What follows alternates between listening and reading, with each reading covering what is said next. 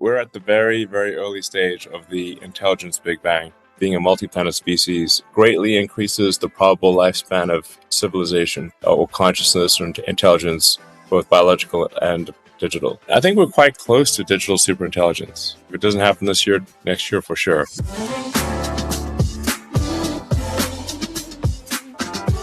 Please give it up for Elon Musk.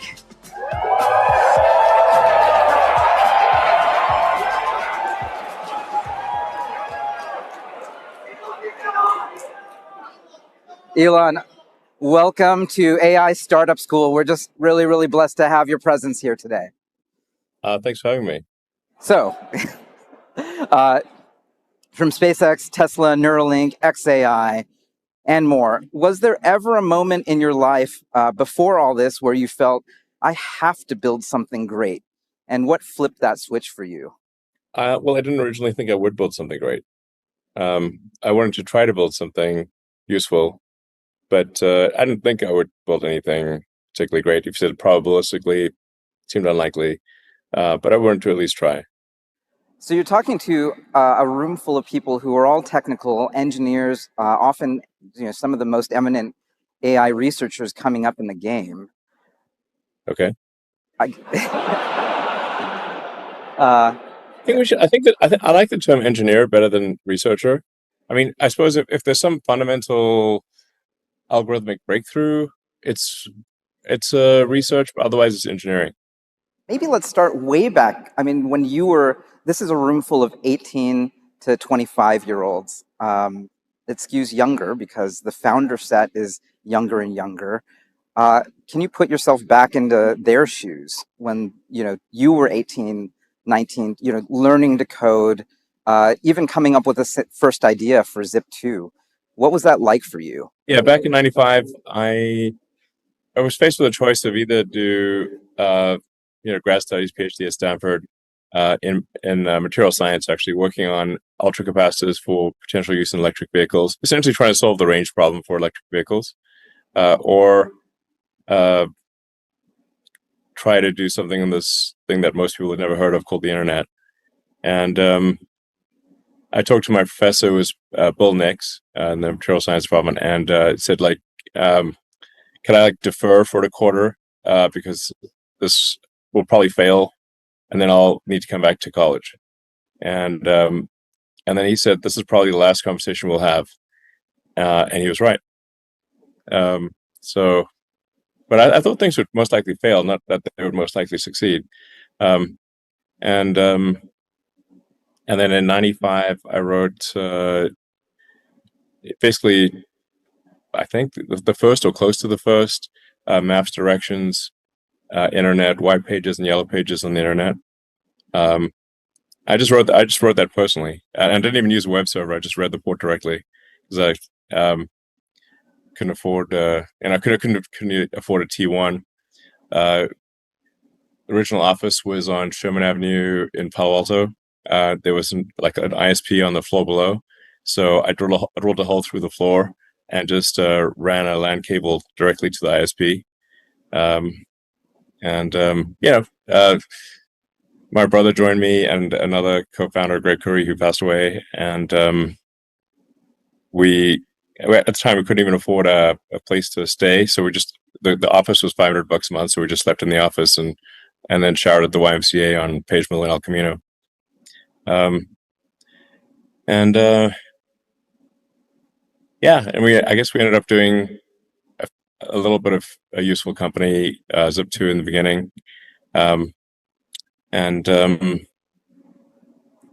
We did build a lot of really good software technology, but we're somewhat captured by the legacy media companies, and that Knight Ridder, New York Times, and the Hearst, whatnot, were investors and customers, and also on the board. So they kept wanting to use our software in ways that made no sense. So I wanted to go direct to consumers. Anyway, it's a long story, dwelling too much on Zip2, but I really just wanted to do something useful on the internet. Because I had two choices, do a PhD and watch people build the internet, or help build the internet in some small way. And I was like, well, I guess I can always try and fail and then go back to grad studies. Um, and anyway, that ended up being like reasonably successful. It sold for like $300 million, which was a lot at the time. These days, that's like, I think minimum impulse bid for an AI startup is like $1 billion. Um, it's like there's so many friggin' unicorns. It's like a herd of unicorns at this point. You know, if a unicorn's $1 billion situation. Um, There's been inflation since, so quite a yeah, bit there has more been money inflation. actually. Yeah, I mean, like 995, you could probably buy a burger for a nickel. Well, not quite, but I mean, yeah, there has been a lot of inflation. Um, but I mean, the hype level in AI is pretty intense, as you've seen. You know, you see companies that are, I don't know, less than a year old getting sometimes billion-dollar or multi-billion-dollar valuations, um, which I guess could pan out and probably will pan out in some cases. But it is eye-watering to see some of these valuations. Um, yeah, what do you think? I mean, well, I'm pretty bullish personally. Yeah, what can you I'm say pretty about that? bullish, honestly. So I think the Sure, people in this room are going to create a lot of the value that a billion people in the world should be using this stuff, and sure. we're scratching the surface of it. I love the internet story in that even back then, you are a lot like the people in this room back then, in that you know the heads of all the CEOs of all the legacy media companies look to you Yeah, as the person who understood the internet. And a lot of the world, the corporate world, like the world at large that does not understand what's happening with AI, they're going to look to the people in this room for exactly that. It sounds like, what are some of the tangible lessons? It sounds like one of them is don't give up board control, or be careful about, have a well, really good lawyer. uh, I guess for my first startup, the big the really the mistake was having too much shareholder and board control from legacy media companies, who then necessarily see things through the lens of legacy media, and that they'll kind of make you do things that seem sensible to them, but aren't really don't make sense with the new technology. I know I should point out that I didn't actually at first intend to start a company. I tried to get a job at Netscape. I sent my resume into Netscape, and Mark Andreessen knows about this. And But I don't think he ever saw my resume, and then nobody responded. So and then I tried hanging out in the lobby of Netscape to see if I could like bump into someone, but I was like too shy to talk to anyone. So I'm like, man, this is ridiculous. So I'll just write software myself and see how it goes. So it wasn't actually from the standpoint of like I want to start a company. I just want to be part of building, the internet in some way. And since I couldn't get a job at an internet company, I had to start an internet company. Anyway, the yeah, I mean, from an AI will so profoundly change the future. It's difficult to fathom how much, but the economy, assuming we don't things don't go awry, and like AI doesn't kill us all and itself, um, then you'll see ultimately an economy that is not 10 times more than the current economy. Ultimately, like if we become, say, or whatever our future machine descendants, or but mostly machine descendants, become like a Kardashev scale 2 civilization or beyond, we're talking about an economy that is thousands of times, maybe millions of times bigger than the economy today. So yeah, I mean, I did sort of feel a bit like, when I was in DC taking a lot of flack for like getting rid of waste and fraud, which was an interesting side quest, as side quests go. Um, but as Got to get but, back to the main quest. yeah, I got to get back to the main quest here. So back to the main quest. But I did feel, a little bit like there's, it's like fixing the government is kind of like there's like, say, the beach is dirty and there's like some needles and feces and like trash and you want to clean up the beach. But then there's also this like 1,000-foot wall of water, which is a tsunami of AI. Like, and how much does cleaning the beach really matter if you got 1,000-foot tsunami about to hit? Not that much. Oh, So we're that's glad you're AI. back on the main quest. It's very important. Yeah, back to the main quest. Building technology, which is what I like doing. Yeah. Um, it's just so much noise. Like this, the signal to noise ratio in politics is terrible. So um, I mean, I live in whereas, San Francisco, so you don't need to tell me twice. yeah, DC is like kind of. I guess it's all politics in DC, but um, the if you're trying to build a rocket or cars, or you're trying to have software that compiles and runs reliably, then you have to be maximally truth seeking, or your software or your hardware won't work. Um, like there's no, you can't fool math. Like math and physics are rigorous judges. So I'm used to being in like a maximally truth seeking environment, and that's definitely not politics. Um, so anyway, I'm glad to be back in technology. I guess I'm kind of curious. Going back to the Zip2 moment, you had hundreds of millions of dollars, or you had an exit of worth hundreds Um, of millions of yeah, I mean, dollars. I got $20 million Right. before Okay, so you tax. solved the money problem at least. Um, and you basically took it and you kept rolling with X.com, which Yeah. became PayPal and Confinity. Yes. I kept the chips on the table. Yeah. So Not everyone does that. A lot of the people in this room will have to make yeah. that decision, actually. What drove you to jump back into the ring?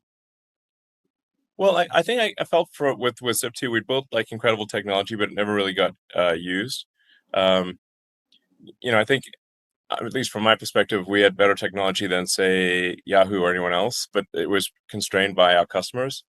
Um, and so I wanted to do something that where okay, we wouldn't be constrained by our customers, go direct to consumer, and that's what ended up being like X.com, PayPal, essentially X.com merging with Confinity, which we together created PayPal, and then that actually the sort of PayPal diaspora has it might have created more companies than more companies than probably anything in the 21st century. So many talented people were at the combination of Confinity and X.com. Um, so I just wanted to like I felt like we kind of got our wings clipped somewhat with Zip2, and it's like okay, what if our wings aren't clipped and we go direct to consumer, and that's what PayPal ended up being. Um, but yeah, with I got that like $20 million check for my share of Zip2.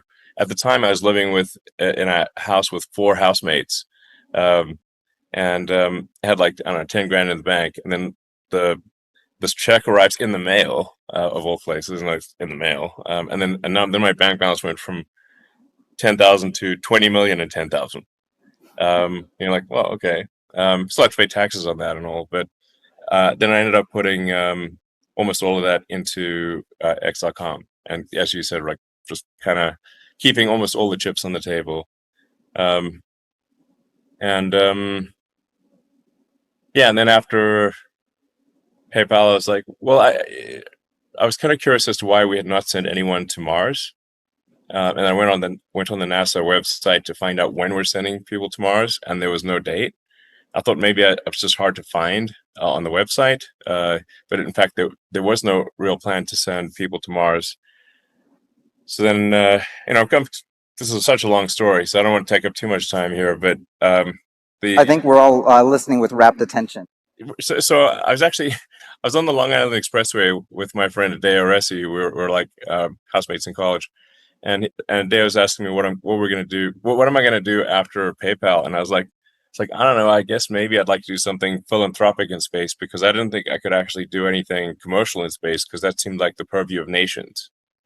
Um, so, um, but I'm kind of curious as to when we're going to send people to Mars, and that's when I was like, oh, it's not on the website. And then I started digging on. Not there's nothing on the NASA website. So then I started digging in, and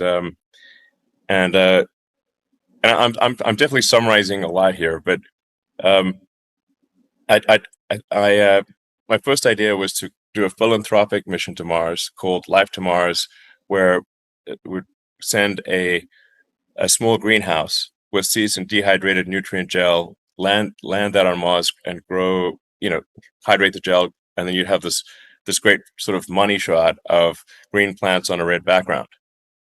Um, For the longest time, by the way, I didn't realize Money Shot, I think, is a porn reference. Uh, but anyway, the point is that that would be the great shot of green plants on a red background, and to try to inspire, NASA and the public to send astronauts to Mars. As I learned more, I came to realize. Oh, and along the way, by the way, I went to Russia in like 2001 and 2002 to buy ICBMs, which is like that's an adventure. You go and meet with Russian high command and say, "I'd like to buy some ICBMs." This was to get to space Yeah, as a yeah, yeah. rocket. Not to nuke anyone, uh, but they had to, as a result of arms reduction talks, they had to actually destroy a bunch of their big nuclear missiles.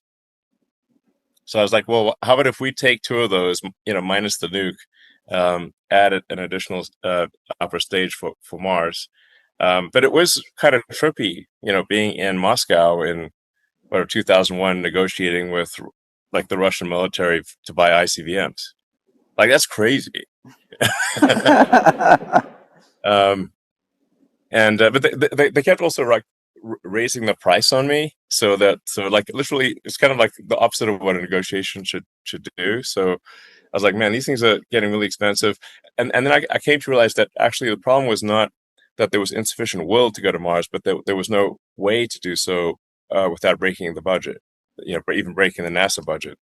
So that's where I decided to start SpaceX to advance rocket technology to the point where we could send people to Mars. Um, and That was in 2002.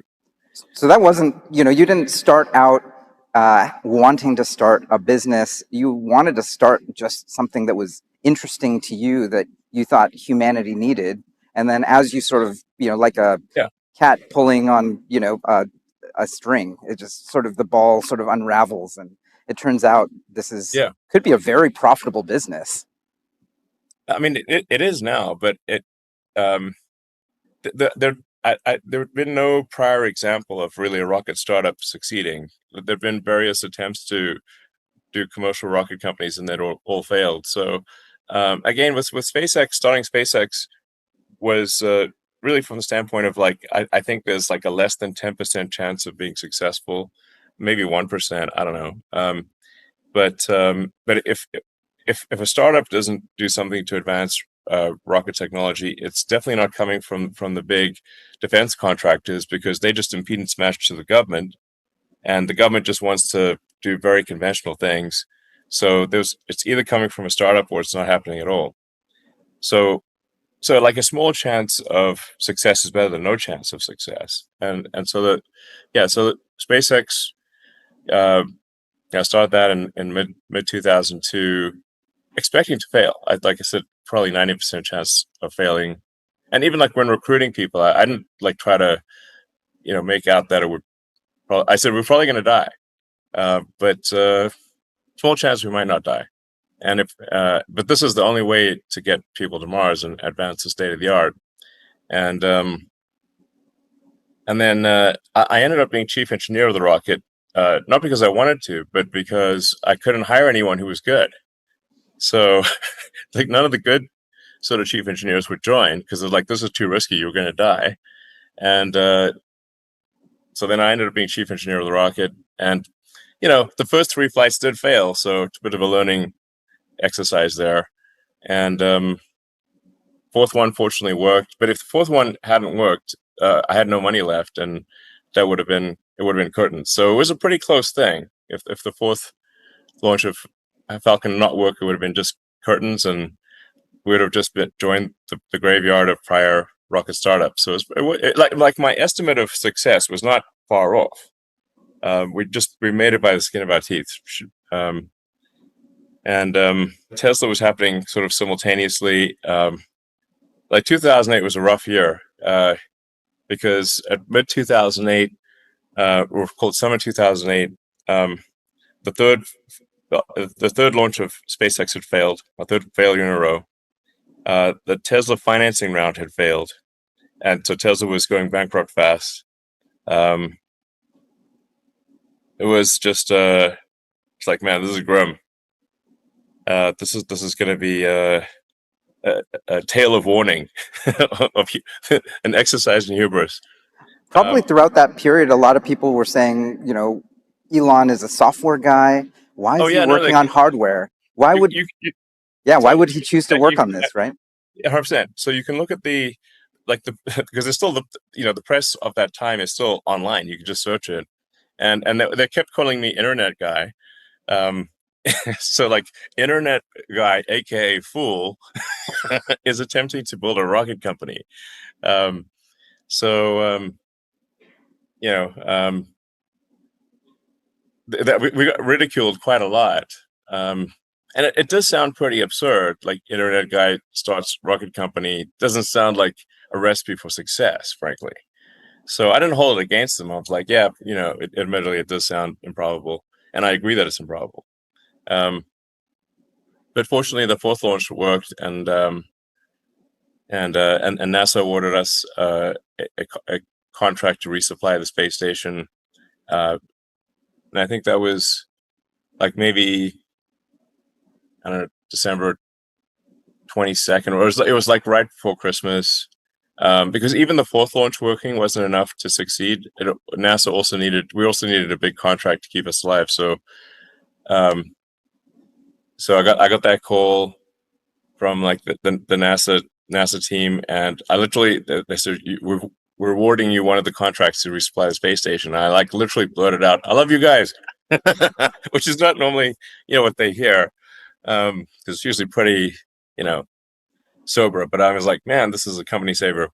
And then we closed the Tesla financing round on the last hour of the last day that it was possible, which was 6 p.m. December 24th, 2008.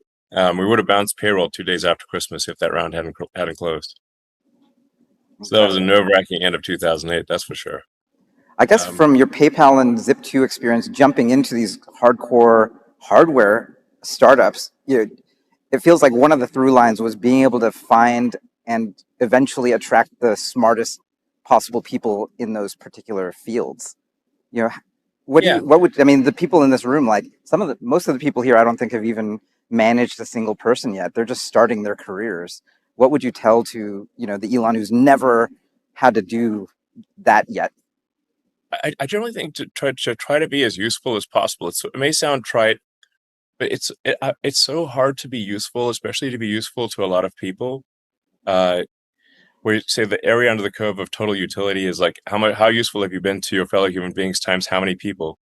Um, it's almost like the physics definition of true work. It's incredibly difficult to do that. And I think if you aspire to do true work, your probability of success is much higher. Um, like don't aspire to glory, aspire to work. How can you tell that it's true work? Like, is it external? Is it like what happens with other people, or what the product does for people? Like, what is that for you when you're looking for people to Yeah, come work for you? Like, what's the salient thing that you look for, or if there are well, a that's a few? different question. I guess I mean, in terms of your end product, you just have to say like, well, if this thing is successful, how useful will it be to how many people? And that's what I mean. And then you do whatever whether you're CEO or any role in a startup, you do whatever it takes to succeed. Like and just always be smashing your ego. Like internalize responsibility. Um, like a major failure mode is when ego to ability ratio um, is double greater than sine one. You know, like if your ego to ability ratio it gets too high, then you're going to basically break the feedback loop to reality. And in AI terms, your RL you'll have you'll break your RL loop. So you don't want to break you want to have a strong RL loop, which means internalizing responsibility and minimizing ego, and you do whatever the task is, no matter whether it's grand or humble. So I mean that's kind of like why I prefer the term like engineering as opposed to research. I prefer the term, I actually don't want it to call XAI a lab. I just want it to be a company. Um, it's like whatever the simplest, um, most straightforward, uh, ideally lowest ego terms are. Those are generally a good way to go. Yeah. Um, You want to just close the loop on reality hard. That's a super big deal. I think everyone in this room is really looks up to everything you've done around being sort of a paragon of first principles, and thinking about the Yes. stuff you've done. Um, how do you actually determine your reality? Because that seems like a pretty big part of it. Like other people who have never made anything, non-engineers, sometimes journalists at time who've never done anything, like they will criticize you. But then clearly you have another set of people who are builders, who have very high, sort of area under the curve, who are in your circle. Like, how should people approach that? Like, what has worked for you, and what would you pass on, like, to X, to your children? Like, what do you tell them when you're like, you need to make your way in this world? Here, here's how to construct a reality that is predictive from first principles. Well, the tools of physics are incredibly helpful to understand and make progress in any field. Um, and first principles means just obviously just means break things down to the fundamental axiomatic elements that are most likely to be true, and then reason up from there as cogently as possible, as opposed to reasoning by analysis or metaphor. Um, and then it just simple things like thinking in the limit. Like if you extrapolate, you know, minimize this thing or maximize that thing, thinking in the limit is very very helpful. I'd use all the tools of physics. Um, they apply to any field. Um, this is like a superpower, actually. Um, so you can take for example like rockets. You could say, well, how much should a rocket cost? The typical approach to that people would take to how much rocket should cost is they would look historically at what the cost of rockets are and assume that any new rocket must be somewhat similar to the prior cost of rockets. A first principles approach would be you look at the materials that the rocket is comprised of. So if that's aluminum, copper, carbon fiber, steel, whatever the case may be, and say what how much does that rocket weigh, and what are the constituent elements, and how much do they weigh? What is the material price per kilogram of those constituent elements? And that sets the actual floor on what a rocket can cost. It can asymptotically approach the cost of the raw materials. And then you realize, oh, actually, the raw materials of a rocket are only maybe 1 or 2% of the historical cost of a rocket. So the manufacturing must necessarily be very inefficient if the raw material cost is only 1 or 2%. That would be a first principles analysis of the potential for cost optimization of a rocket, and that's before you get to reusability. To give an AI example, I guess last year for XAI, when we were trying to build a training supercluster, we went to the various suppliers to ask. We said this was beginning of last year that we needed 100,000 H100s to be able to train coherently, and their estimates for how long it would take to complete that were 18 to 24 months. It's like, well, we need to get that done in 6 months. So then, or we won't be competitive. So then, if you break that down, what are the things you need? Well, you need a building, you need power, you need cooling. We didn't have enough time to build a building from scratch, so we've had to find an existing building. So we found a factory that was no longer in use in Memphis that used to build Electrolux products. But then the input power was 15 megawatts, and we needed 150 megawatts. So we rented generators and had generators on one side of the building, and then we have to have cooling. So we rented about a quarter of the mobile cooling capacity of the U.S. and put the chillers on the other side of the building. That didn't fully solve the problem because the power variations during training are very big. So you can have power can drop by 50% in 100 milliseconds, which the generators can't keep up with. So then we added Tesla Megapacks and modified the software in the Megapacks to be able to smooth out the power variation during the training run. And then there were a bunch of networking challenges because the networking cables, if you're trying to make 100,000 GPUs train coherently, are very very challenging. Almost, it sounds like almost any of those things you mentioned, I could imagine someone telling you very directly, no, you can't have that. You can't have that power. You can't have this. And it sounds like one of the salient pieces of first principles thinking is actually, let's ask why. Let's, figure that out, and actually let's Yeah. challenge the person across the table. And if I don't get an answer that I feel good about, I'm gonna, not allow that to be. I'm not gonna let that no to stand. Is that? I mean, that feels like something that, everyone. If someone were to try to do what you're doing in hardware seems to uniquely need this. In software, we have lots of, fluff and things that, it's like we can add more CPUs for that, it'll be fine. But in hardware, it's just not going to work. I think these general principles of first principle thinking apply to software and hardware, apply to anything really. I'm just using kind of a hardware example um, of how we were told something is impossible, but once we broke it down into the constituent elements of we need a building, we need power, we need cooling, we need uh, we need power smoothing, and then we could solve those constituent elements.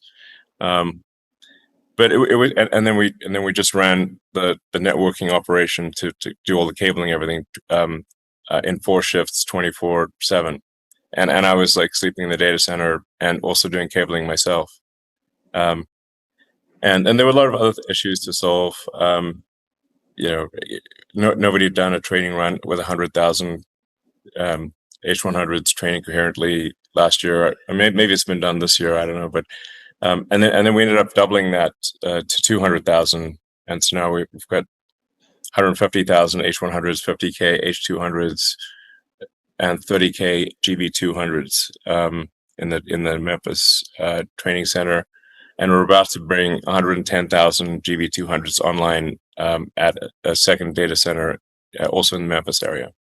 Is it your view that, pre-training is still working, and, larger the scaling laws still hold, and whoever wins this race will have basically the biggest, smartest possible model that you could distill?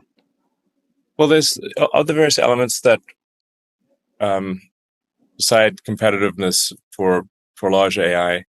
There's for sure the talent of the people matter. The scale of the hardware matters, and how well you're able to bring that hardware to bear. So you can't just order a whole bunch of GPUs and they don't. You can't just plug them in. So you've got to get a lot of GPUs and have them train coherently and stably. Then it's like, what unique access to data do you have? I guess distribution matters to some degree as well. Like, how do people get exposed to your AI? Those are critical factors for if it's going to be like a large foundation model that's competitive. Um, you know, as many have said, I think my friend Elias Sutskeyer has said, uh, we've kind of run out of pre-training data of human-generated human-generated data. You run out of tokens pretty fast, certainly of high-quality tokens, and then you have to do a lot of you need to essentially create synthetic data, and be able to accurately judge the synthetic data that you're creating to verify, like, is this real synthetic data, or is it an hallucination that doesn't actually match reality? So achieving grounding in reality is tricky, but we are at the stage where there's more effort put into synthetic data, and like right now we're training Grok 3.5, which is a heavy focus on reasoning. Going back to your physics point, what I heard for reasoning is Yeah. that hard science, particularly physics textbooks, are very useful for reasoning, whereas I think researchers have told me that social science is totally useless for reasoning. Yes, that's probably true. So yeah, something that's going to be very important in the future is combining deep AI in the data center or supercluster with robotics. So that things like the Optimus humanoid robot, Incredible. and yeah, Optimus is awesome. There's going to be so many humanoid robots and robots of all sizes and shapes. But my prediction is that there will be more humanoid robots by far than all other robots combined, by maybe an order of magnitude, like a big difference. And Is it it true turns that out you're that planning a robot army of a sort? whether we do it or whether Tesla does it, Tesla works closely with XAI. Um, like you've seen how many humanoid robot startups are there. Like it's like I think Jensen Huang was on stage with a massive number of robots, you know, robots from different companies. I think there was like a dozen different humanoid robots. So I mean, I guess part of what I've been fighting and maybe what has slowed me down somewhat is that I'm a little I don't want to make Terminator real, you know. So I've been sort of, I guess, at least until recent years, dragging my feet on AI and humanoid robotics. And then I sort of come to the realization it's happening whether I do it or not. So you got really two choices. You could either be a spectator or a participant. And so I'm like, well, I guess I'd rather be a participant than a spectator. So now it's pedal to the metal on humanoid robots and digital superintelligence. So I guess there's a third thing that everyone has heard you talk a lot about that I'm really a big fan of. Becoming a multiplanetary species.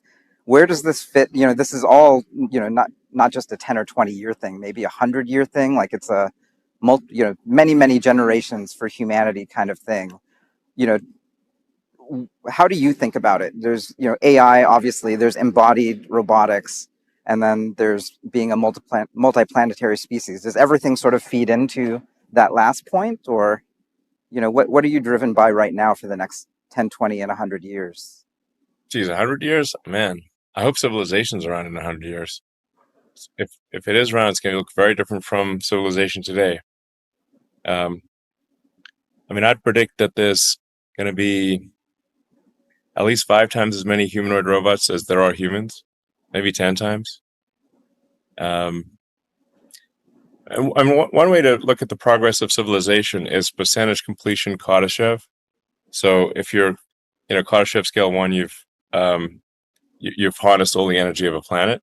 Now, in my opinion, we've only harnessed maybe 1 or 2% of Earth's energy. So we've got a long way to go to be Kardashev scale one. Then Kardashev two, you've harnessed all the energy of a sun, which would be, I don't know, 1 billion times more energy than Earth, maybe closer to 1 trillion. Um, and then Kardashev three would be all the energy of a galaxy. Pretty far from that. So we're at the very, very early stage of the intelligence Big Bang. I hope we're on in terms of being multiplanetary. Like I think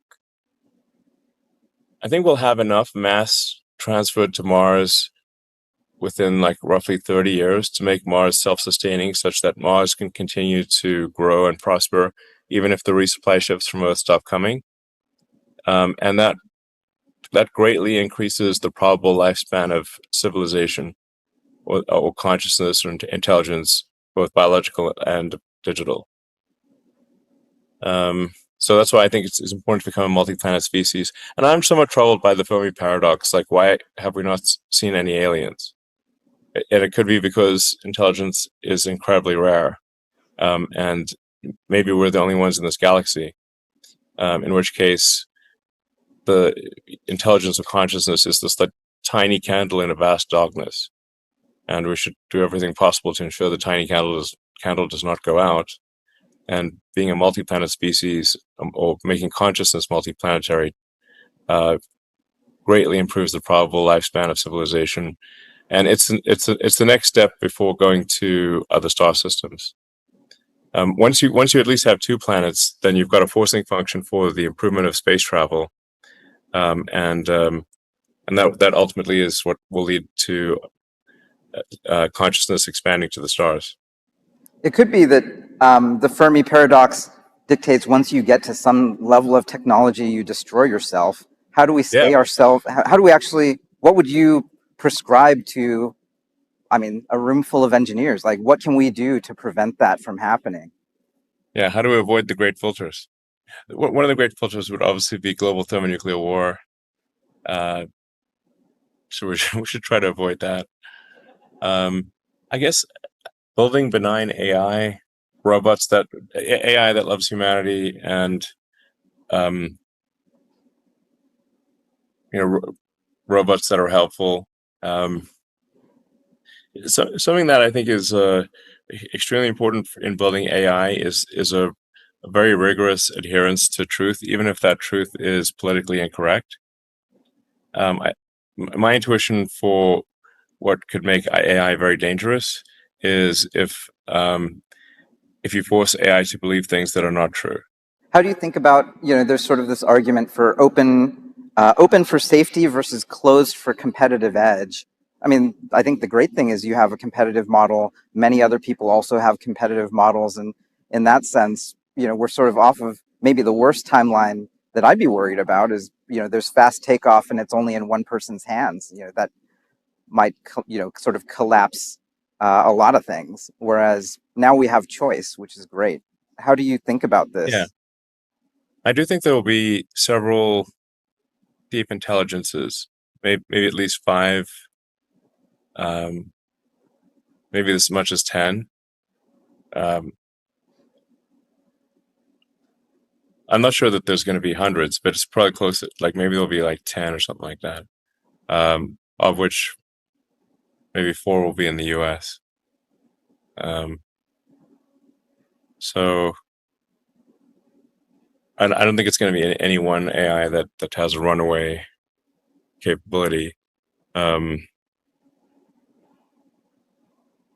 but yeah, several deep intelligences. What will these deep intelligences actually be doing? Will it be scientific research or trying to hack each other? Probably all of the above. Mm. Um, I mean, hopefully they will discover new physics, and I think very they're definitely going to invent new technologies. Um, like I think we're quite close to digital superintelligence.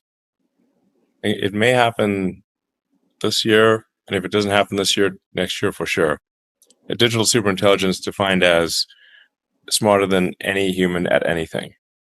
Well, so how do we direct that to sort of superabundance? We could have robotic labor, we have cheap energy, intelligence on demand. Is that sort of the white pill? Like, where do you sit on the spectrum? And are there tangible things that you would encourage everyone here to be working on to make that white pill actually reality? I think it most likely will be a good outcome. I guess I'd sort of agree with Jeff Hinton that maybe it's a 10 to 20% chance of annihilation. But look on the bright side, that's 80 to 90% probability of a great outcome. Um, so yeah, I can't emphasize this enough. A rigorous adherence to truth is the most important thing for AI safety. Um, and obviously empathy for humanity and life as we know it.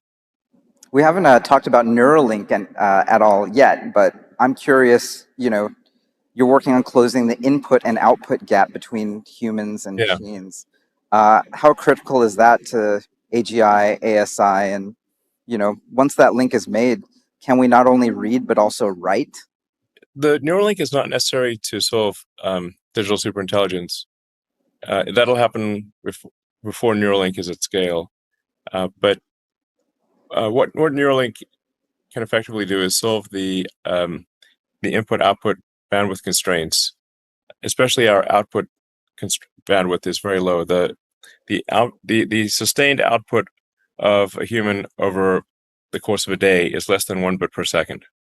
So there's 86,400 seconds in a day, and it is extremely rare for a human to output more than that number of symbols per day. So certainly for several days in a row. So you really with a Neuralink interface, you can massively increase your output bandwidth and your input bandwidth. Input being write to you have to do write operations to the brain. We we have now 5 humans who have received the kind of the read Incredible. input, where it's reading signals, and you've got people with ALS who really have they're tetraplegics, but they can now communicate at similar bandwidth to a human with a fully functioning body, and control their computer and phone, which is pretty cool. And then I think in the next 6 to 12 months, we'll be doing our first implants for vision, where even if somebody's completely blind, um, we can write directly to the visual cortex, and we've had that working in monkeys. Actually, I think one of our monkeys now has had the visual implant for 3 years, and at first it'll be relatively fairly low resolution, but long term you would have very high resolution and be able to see in multispectral wavelengths. So you could see an infrared, ultraviolet, radar. It's like a superpower situation. But like at some point, the cybernetic implants would not simply be correcting things that went wrong, but augmenting human capabilities dramatically, augmenting intelligence and senses and bandwidth dramatically, and that's going to happen at some point. But digital superintelligence will happen well before that. At least if we have a neural link, we'll be able to appreciate the AI better. I guess one of the limiting reagents to all of your efforts across all of these different domains is access to the smartest possible people. Yes. But, sort of simultaneous to that, we have, the rocks can talk and reason, and, they're maybe 130 IQ now, and they're probably going to be super intelligent soon. Yeah. How do you reconcile those two things? Like, what's going to happen in, 5, 10 years, and what should the people in this room do to make sure that, they're the ones who are creating instead of maybe below the API line? Well, they call it the singularity for a reason, because we don't know what's going to happen in the not that far future. The percentage of intelligence that is human will be quite small. At some point, the collective sum of human intelligence will be less than 1% of all intelligence.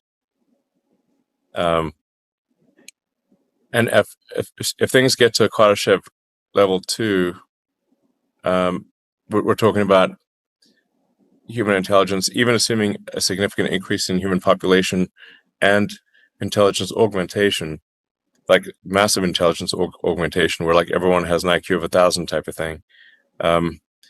Even in that circumstance, collective human intelligence will be probably 1/100000th that of digital intelligence. Anyway, we're the biological bootloader for digital superintelligence. I guess just to end off. Was I? It was like, was I a good bootloader? Where do we go? How do we go from here? I mean, all of this is pretty wild sci-fi stuff that also could be built by the people in this room. If you do you have a closing thought for the smartest technical people of this generation right now? What should they be doing? What should they be working on? What should they be thinking about, tonight as they go to dinner? Well, as I started off with, I think if you're doing something useful, that's great. If you just try to be as useful as possible to your fellow human beings, and